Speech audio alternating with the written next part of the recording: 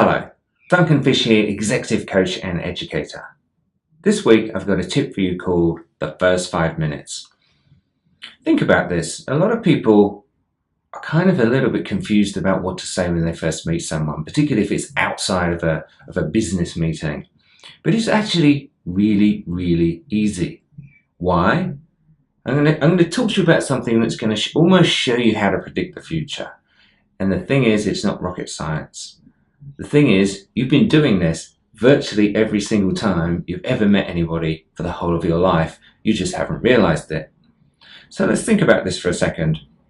In the first 5 minutes of meeting somebody, you almost always go through the same questions.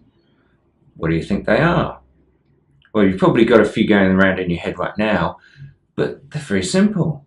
And these might not be in exactly the right order, but they're pretty close. Who are you in terms of what's your name? What do you do for work? Who do you work for? Where do you live? Where are you from, particularly if you've got an accent like me? These types of questions are no-brainers, but how often do you actually sit down and think about how you would respond? How do you sit down and think about how to make that answer interesting?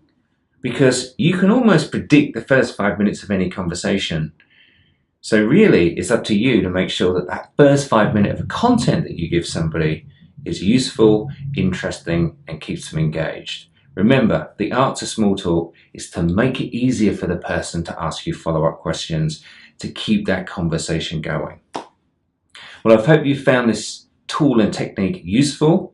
If you want more, you can either go to my Amazon best-selling book, Engage, or check out my website for other videos. engagingexec.com.au. My name's Duncan. I hope you've enjoyed the tip.